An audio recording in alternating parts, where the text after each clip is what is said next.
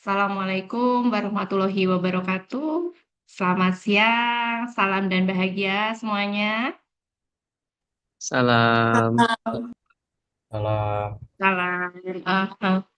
Apa kabar hari ini? Sehat semuanya? alhamdulillah sehat Ibu. Sehat Ibu. alhamdulillah sehat Bu. Alhamdulillah, puji syukur. Kita semua dapat bertemu pada perkuliahan siang hari ini dalam keadaan sehat. Oke, baiklah. Sebelum kita mulai perkuliahan hari ini, mari kita berdoa terlebih dahulu sesuai dengan agama dan keyakinan masing-masing. Berdoa dipersilahkan. Selesai? Oke, baik. Jadwal hari ini kita adalah mata kuliah perilaku organisasi. Pada pertemuan pertama minggu lalu, Ibu sudah menyampaikan terkait rencana pembelajaran semester dan juga kontrak perkuliahan untuk mata kuliah perilaku organisasi. Ibu harap ya dari bahan kajian yang ada yang sudah Ibu share di minggu lalu dalam RPS dibaca kemudian dipelajari untuk materi perkuliahannya sehingga saat perkuliahan kita tinggal diskusi saja. Jadi kelas kita ini modelnya adalah student learning. Jadi Ibu harap teman-teman lebih aktif dalam berdiskusi, kemudian juga dalam mengikuti perkuliahan. Oke, hari ini adalah pertemuan kedua. Kalau minggu lalu, selain RPS dan kontrak kuliah, kita sudah belajar tentang perilaku dasar, maka untuk hari ini kita akan belajar tentang sikap dan juga kepuasan kerja.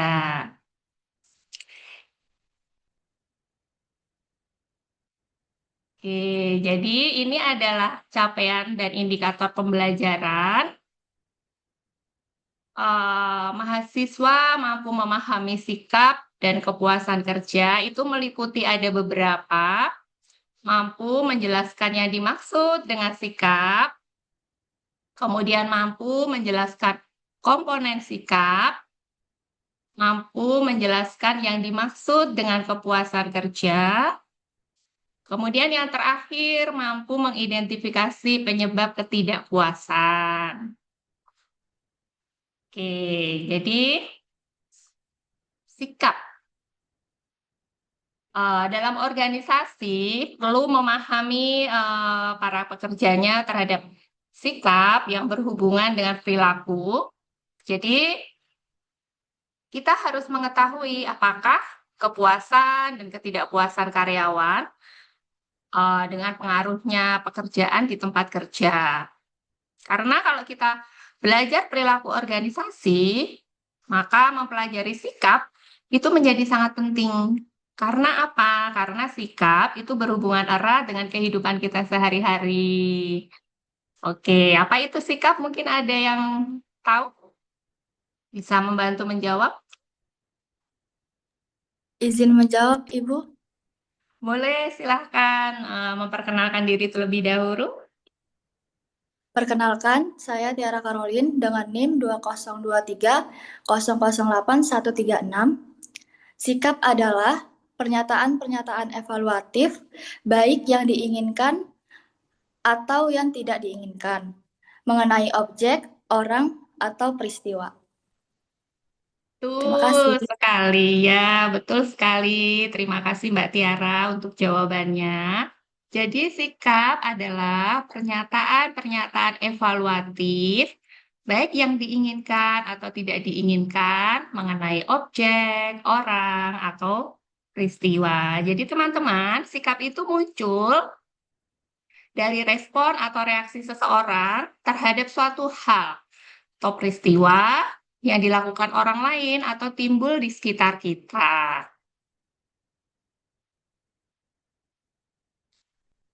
Nah, sikap sendiri itu merupakan suatu konsep yang rumit. Jadi untuk memahaminya kita perlu memahami tiga komponennya. Jadi ini ada tiga komponen. Yang pertama adalah kognitif. Kognitif adalah segmen pendapat atau opini atau keyakinan dari sikap.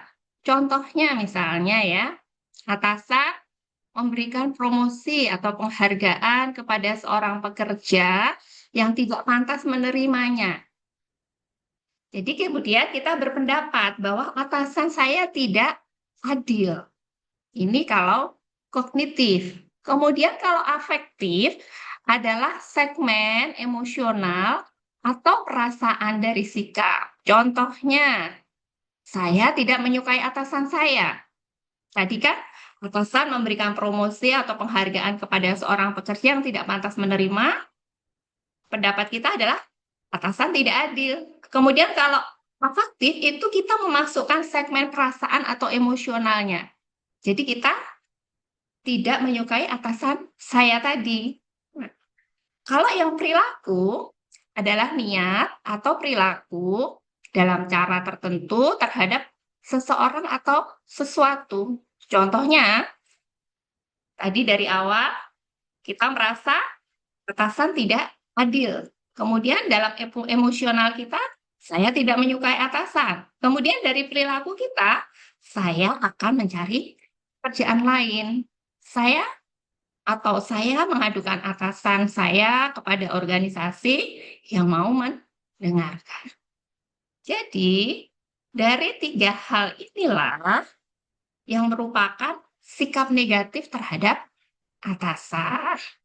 Ini ada panahnya ya, jadi panah ini menunjukkan pengaruhnya. Dari kognitif itu akan memberikan pengaruh terhadap sikap kita. Dari afektif akan memberikan pengaruh terhadap sikap kita. Kemudian perilaku juga sama, akan memberikan pengaruh sikap kita terhadap atasan. Oke. Mungkin ada pertanyaan sebelum Ibu lanjutkan terkait dengan komponen sikap? Izin bertanya, Ibu. Boleh, silahkan bisa memperkenalkan diri terlebih dahulu. Baik, perkenalkan nama saya Faris Evandi Putra dengan NIM 2023008151. Pertanyaan saya adalah, apakah dari 3 komponen tersebut selalu berurutan, Ibu? Itu saja pertanyaan dari saya. Terima kasih, Ibu. Ya, baik. Terima kasih Mas Faris. Pertanyaan yang bagus dari Mas Faris. Jadi begini Mas Faris dan mungkin teman-teman yang lain. Dari ketiga komponen tersebut itu tidak selalu berurutan. Bisa saja dari kognitif ini ya. Dari tadi kita merasa bahwa atasan saya tidak adil itu adalah pendapat kita. Kemudian kita langsung berperilaku. Saya akan meninggalkan pekerjaan, kemudian mencari pekerjaan lain ya, meninggalkan pekerjaan yang ada karena kita berpendapat atasan saya tidak adil, langsung saya akan mulai ke perilaku, saya akan mencari pekerjaan lain. Itu bisa. Tetapi bisa juga sebaliknya dari perilaku dulu, saya akan mencari pekerjaan lain karena saya tidak menyukai atasan saya. Itu juga bisa. Jadi, sesuai dengan gambar yang ada di sini ya, Mas Faris dan teman-teman yang lain, ini saling berhubungan. Jadi ini ada gambarnya yang di sebelah ini, saling berhubungan. Tetapi tidak selalu berurutan. Begitu ya Mas Faris? Bisa dipahami? Iya, Ibu. Bisa, Ibu. Terima Oke, kasih. baik. Ibu lanjutkan ya untuk materi selanjutnya. Sekarang pertanyaannya, apakah perilaku selalu mengikuti sikap? Jadi penelitian mengenai sikap itu menemukan bahwa sikap memiliki hubungan sebab akibat dengan perilaku. Sikap yang dimiliki individu itu akan menentukan apa yang mereka lakukan. Jadi itu ada hubungan sebab akibat. Tetapi bisa juga perilaku belum tentu mengikuti sikap. Semua ini tergantung ini. Ada variabel-variabel yang memperkuat atau yang menjadi pengait antara sikap dan juga perilaku. Dalam kehidupan sehari-hari kita sering mengalami ya kadang inkonsistensi antara apa yang kita yakini dari sikap kita dengan apa yang kita lakukan atau perilaku. Contohnya misalnya ya, seseorang mungkin memiliki sikap positif terhadap olahraga dan kesehatan, tetapi dia jarang berolahraga. Jadi di sini dari sikap perilaku tidak memiliki hubungan yang linear. Kalau dia memiliki sikap yang positif terhadap olahraga kan seharusnya dia rajin olahraga. Tetapi di sini tadi contohnya yang Ibu berikan, dia memiliki sikap positif terhadap olahraga, tetapi jarang olahraga. Nah, ini kan berarti tidak ada hubungan yang linear. Ada beberapa faktor yang dapat mempengaruhi inkonsisten tersebut. Contohnya misalnya ada situasi tertentu, misalnya di musim hujan misalnya, kan tidak memungkinkan orang tersebut untuk olahraga. Jadi di sini ya, ada variabel-variabel pengait, kemudian ada teori persepsi dari diri.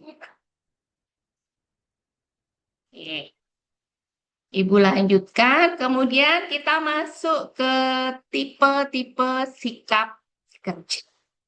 Ada beberapa, yaitu kepuasan kerja, keterlibatan kerja, kemudian komitmen organisasi.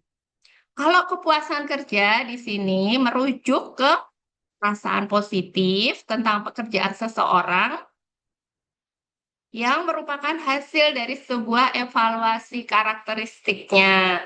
Contohnya apa? Nah, ketika seseorang diberi fasilitas ya, kemudian lingkungan yang baik, maka orang tersebut akan bekerja dengan baik dan menimbulkan kepuasan. Kalau untuk keterlibatan kerja di sini, seseorang dengan tingkat kepuasan kerja yang tinggi menunjukkan sikap yang positif terhadap pekerjaan. Contohnya apa? Jadi seseorang yang benar-benar menganggap pekerjaannya penting untuk dirinya, karena dia akan menganggap pekerjaan tersebut, kalau dia berprestasi dalam bekerja, kemudian hari dia akan naik jabatan. Jadi ini terkait dengan keterlibatan kerja. Kemudian yang terakhir, untuk komitmen organisasi, yaitu suatu keadaan di mana seorang karyawan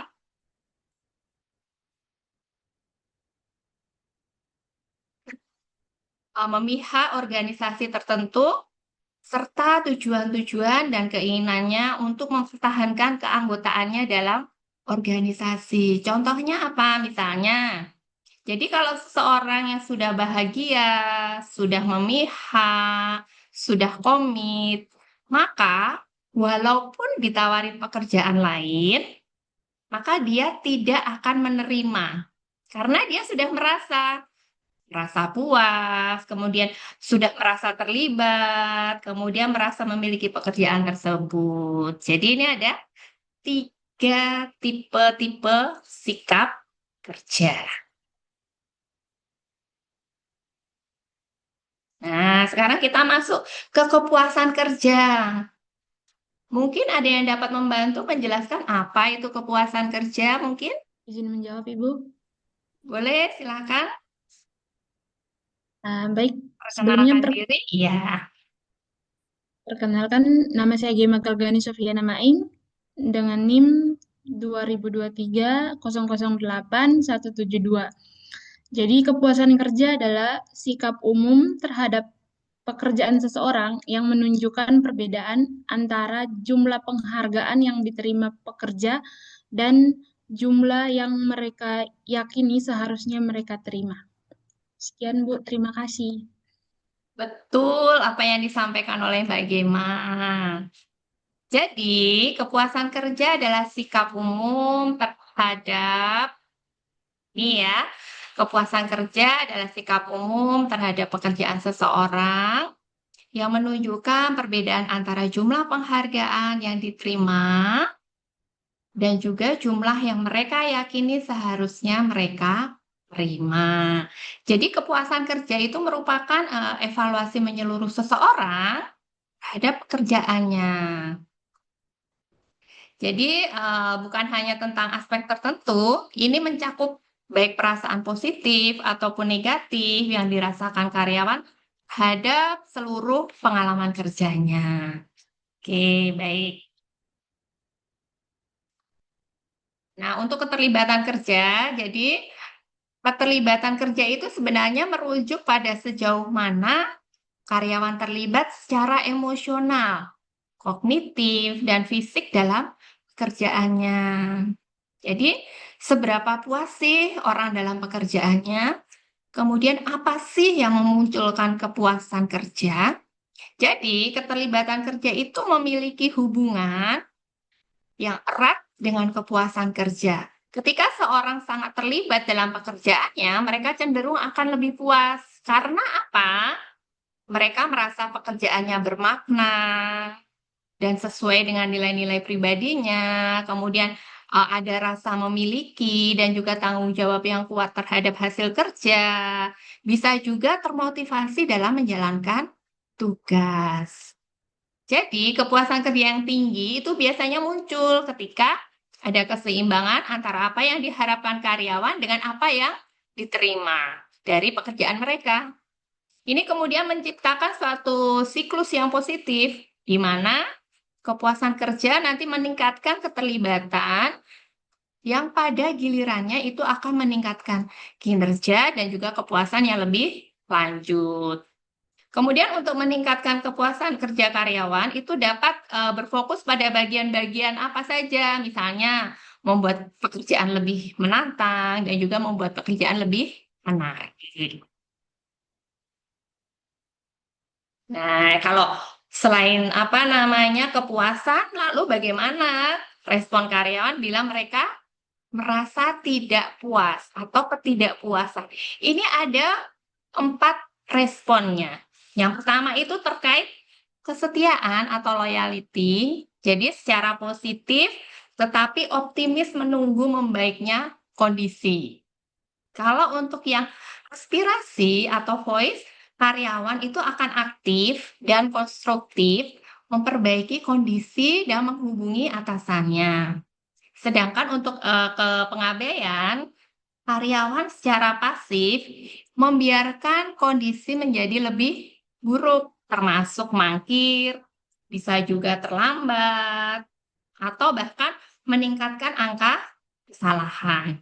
Kemudian kalau yang terakhir itu keluar atau exit, ini yang terakhir ya, karyawan itu akan meninggalkan perusahaan, kemudian akan mencari posisi lain di perusahaan yang lain. Kalau dari 3 hal itu tidak terlaksana, ya berarti terakhir dia akan keluar.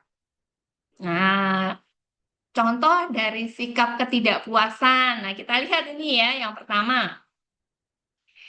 Dari gambar yang ada dapat kita lihat ya, di nomor 1 itu menunjukkan bahwa karyawan itu bermalas-malasan ya, di sini bermalas-malasan. Bahkan ada yang malah tidur, kita lihat di sini tidur. Kalau dari gambar ini, mungkin ada yang bisa menjelaskan ini termasuk respon terhadap ketidakpuasan kerja yang mana? Ada yang bisa menjawab? Izin menjawab, Ibu. Boleh, silakan. Izin Bisa menjawab. memperkenalkan diri ya. Perkenalkan, nama saya Muhammad Izzah Anfal dengan NIM 2023 008171. Menurut gambar tersebut itu menjelaskan tentang sikap pengabaian Ibu. Nah, betul, Mas Anfal. Jawaban dari Mas Anfal bagus sekali ya. Kita lihat di sini ya. Dari yang bermalas-malasan, ada bahkan yang tiduran. Nah, ini kan kelihatan sekali ya, dia malah main dengan dasi. Nah, di sini respon tersebut masuk ke dalam pengabaian, yaitu mereka secara pasif itu membiarkan kondisi menjadi lebih buruk. Dengan tadi, baik mangkir, bermalas-malasan, bahkan tidur, dan juga bahkan meningkatkan angka kesalahan. Kalau contoh yang kedua, kita lihat ya, di sini. Kita melihat, nah ini dari gambar 2, karyawan itu melakukan demo karena tidak setuju ya, dia demo di depan kantor. Kalau dari gambar ini mungkin ada yang bisa menjelaskan, ini adalah contoh respon terhadap ketidakpuasan kerja yang mana? Izin menjawab, Bu. Boleh silahkan memperkenalkan diri terlebih dahulu. Oke, baik. Perkenalkan, nama saya Gali George Faitullah dengan NIM 2023 008170.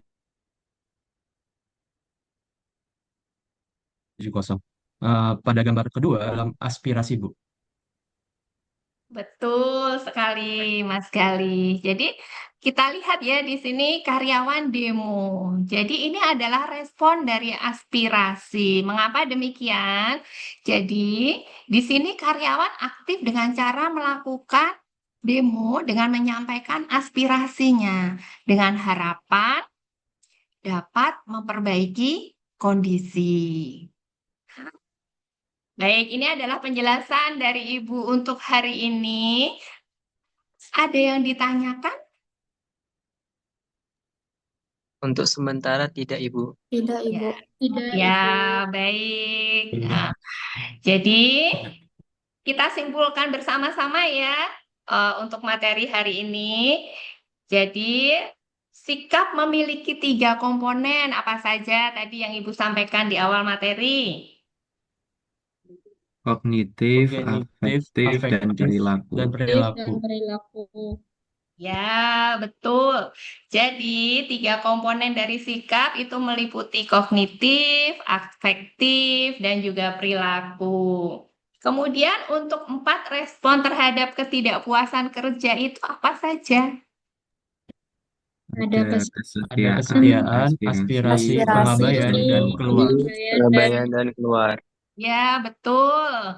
Kesetiaan, aspirasi, pengabaian, dan keluar. Oke, bagus sekali. Nah, ini diingat-ingat ya, teman-teman. Jadi, apa yang Ibu sampaikan hari ini.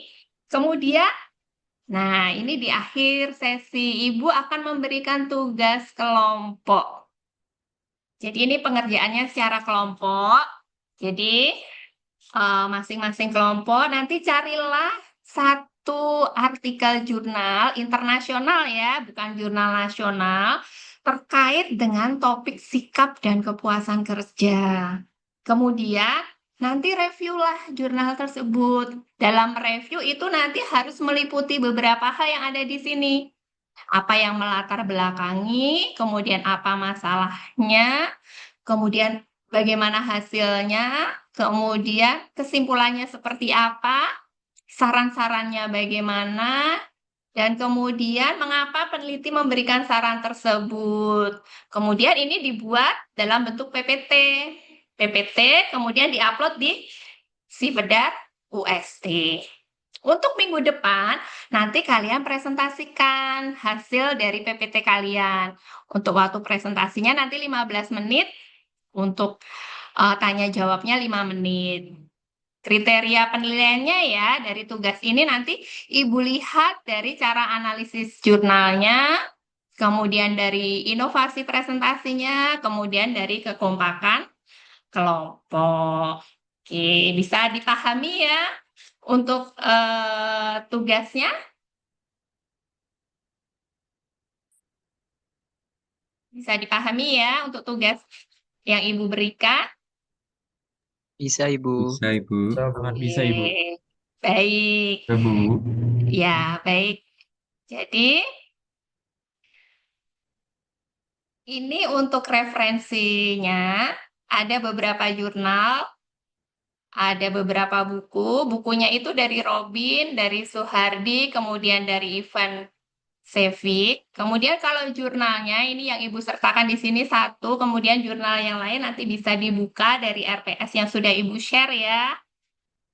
Jadi ini intinya kalau bukunya 3 dan beberapa jurnal yang ada. Oke, baik untuk mengakhiri pertemuan hari ini, kalau tadi kita sudah membahas tentang sikap dan kepuasan dari ajaran Ki Hajar Dewantara, kita juga dapat belajar untuk kita jadikan pedoman dalam bersikap, yaitu Engarso Sung Tulodo. Artinya apa? Jadi seorang pemimpin itu harus menjadi contoh yang baik bagi semua orang, berperilaku baik, dan menjadi panutan. Jadi Ibu berharap teman-teman sekalian, jadilah mahasiswa yang bisa menjadi panutan bagi teman-teman yang lain. Kemudian kalau ing madya mangunkarsa.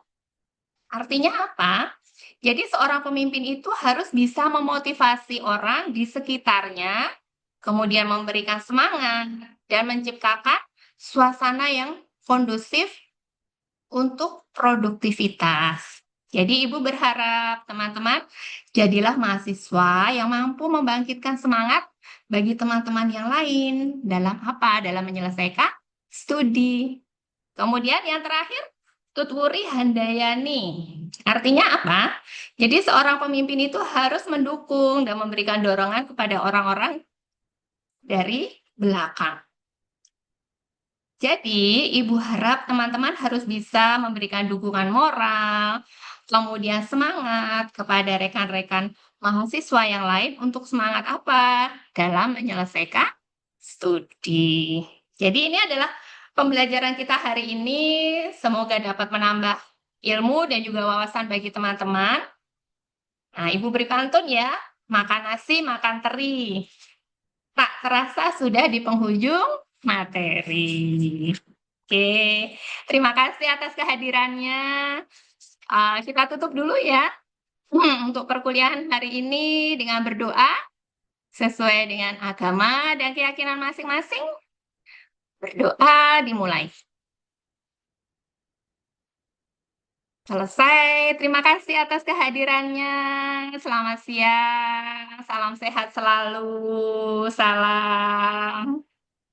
Salam Ibu, terima kasih. Terima kasih, Bu. Salam Terima Ibu. kasih.